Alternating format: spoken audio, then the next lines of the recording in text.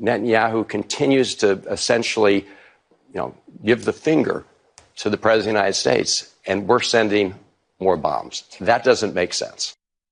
More on that later, but first, former President Donald Trump is taking aim at Republican House members who are vacating their seats. Trump says that they are further jeopardizing the already slim Republican majority in the House. In a scathing post on his social media platform, Truth Social, Trump didn't mince words, calling out the departing representatives as, quote, cowards and weaklings. Joining me now with the latest is The Hill's Julia Manchester. Julia, he's blaming them, but what gives? Is he blaming the wrong people? It's a good question, Kevin, because we know that a lot of these Republicans who aren't running for re-election, essentially vacating their seats, they're obviously making Speaker Johnson's, job much harder, but they're leaving in part because of Trump and the influence he has on the party. We have seen that the Republican Party has arguably become the party of Trump, and a lot of these Republicans who aren't running for re-election, like Mike Gallagher, for example, in Wisconsin, are not in the mold of the Trumpian side of the party. So, he can take aim at them all he wants, but these guys are out the door. All right. We also are getting word that Trump is attacking the judge's daughter in one of his legal battles. What do we know? Which case is this? Yeah, so this is the hush money case up in New York, and we know that Judge Juan Merchan is the judge presiding over that case. And, President Trump, in a number of Truth Social posts, targeted his daughter, Lauren Merchan, saying that she had tweeted anti-Trump rhetoric, anti-Trump, posts online. But it turns out that the account he was referring to wasn't actually Lauren Merchan's account. But, it's definitely resulted in Trump getting in hot water once again in this case when he doesn't need more legal headaches. And I've also heard a number of, legal analysts, legal sources essentially say, look, this is yet another example of how judges, not only at this high of a level, but judges across the country are dealing with threatening rhetoric online where their safety could potentially be compromised or their family's safety could be compromised. So that's what Trump's critics are saying. Some other issues percolating to the top of the national conversation over the Easter holiday, LGBTQ rights, including Trans Day, Trans Visibility Day, put out by the White House by President Biden. Republicans criticizing that move, just given the Easter holiday.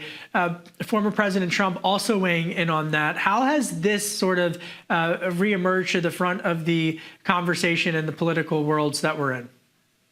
So it's interesting because Easter falls on a different day every year on a Sunday, but a different, actual number day. So March 31st this year. And we know that March 31st is also traditionally Trans Day of Remembrance. So they happen to fall on the same year. And what you saw was the Biden administration put out a statement honoring, Transgender Day of Remembrance and also, wishing Christians around the world a happy Easter. Two separate statements. And we also saw a number of social media posts from the president and those in his administration. The Republicans, though, are criticizing Biden. They say that he is essentially elevating Trans Day of Remembrance over the Easter holiday. The Biden administration and campaign would push back saying they fell on the same day of the year. Of course, we're going to acknowledge both, but it really goes to show, Kevin, how hot button of a political topic transgender rights are right now and how Republicans have really targeted Democrats for their support of, that community and that movement. I mean, I feel like I have to state the obvious. You can both be a Christian and a member of the LGBTQIA plus community. I'll leave it there. Absolutely. Trump's got a bond due on Thursday. Is he going to make it?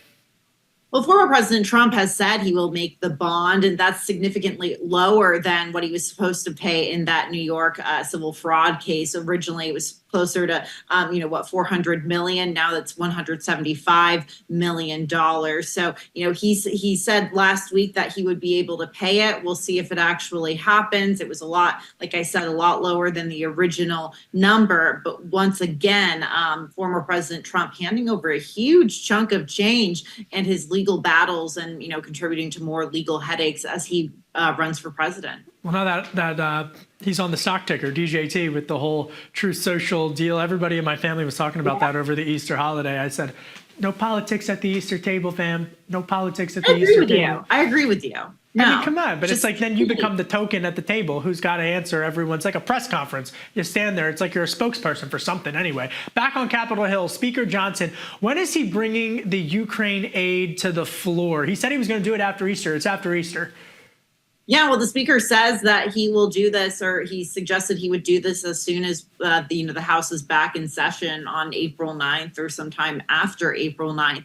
It seems like this is something he wants to get the ball rolling on. He obviously has a lot of pressure to do this, but a lot of pressure not to do this as well. We know that Marjorie Taylor Greene, the congresswoman from Georgia, has filed the motion to vacate against Johnson, citing his compromise on pieces of legislation like this bill. So he seems, very much in the path of wanting to hold a vote on this, but he also has to keep his own position in mind. Remember, it wasn't long ago, less than a year ago, when this happened to former Speaker Kevin McCarthy, and of course, Johnson replaced him. What else should we be expecting in terms of policy for when they get back?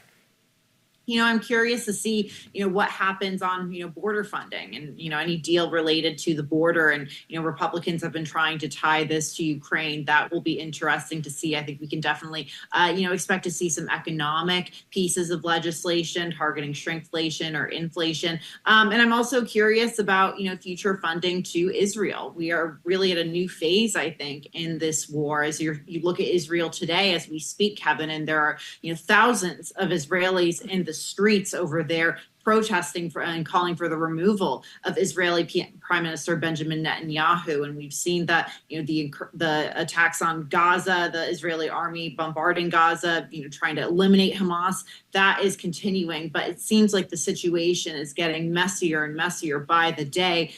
So I think there's going to be a larger conversation at some point about the future of U.S. funding for Israel at this point, at a time, by the way, when we're seeing relations between Netanyahu and Biden really hit a low point. At the state level, we're seeing the Democrats put abortion on the ballots in key battleground states. What's their playbook?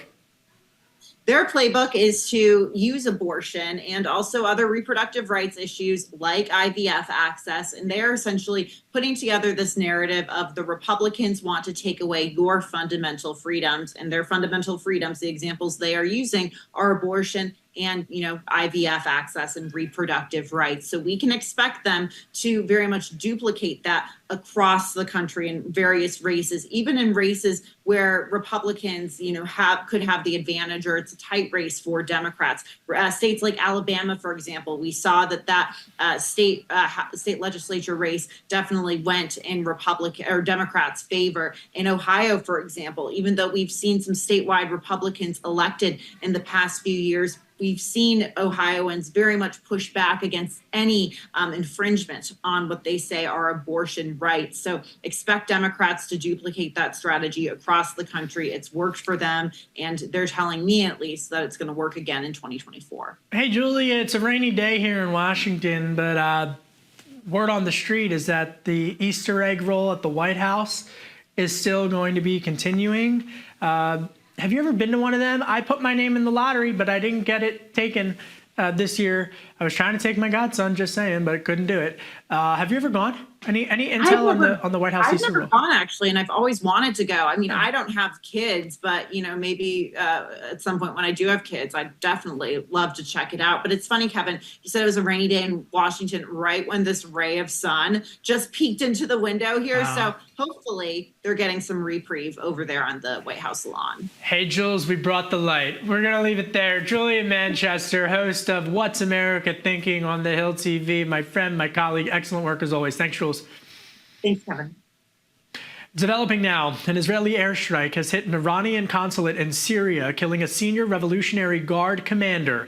Israel has carried out hundreds of attacks on Iranian-linked targets in Syria, but very rarely acknowledges the strikes. Meanwhile, Israeli Defense Forces have withdrawn from Gaza's main hospital after a 2-week raid. Meanwhile, Israeli demonstrations against Prime Minister Benjamin Netanyahu rocked Tel Aviv over the weekend. Tens of thousands of people in Tel Aviv, including including some of the families of the hostages, on Saturday took to the streets to seek the removal of Netanyahu from power. It came a day before the 74-year-old underwent emergency hernia surgery. Weekly protests in Israel have grown as the war drags on and anger at Netanyahu's far-right government mounts. The demonstrations were described as among the largest since the start of the war with the Hamas terrorist group in October. The personal information of millions of current and former AT&T customers was discovered online over the weekend. The telecom giant announced the data leak Saturday, saying that they found sensitive info, including social security numbers and passwords for 73 million account holders on the dark web, most of whom are former account holders. The company says the leak does not appear to include any financial information or call histories. AT&T said the initial leak happened about 2 weeks ago. They have since launched an investigation into how the leak happened.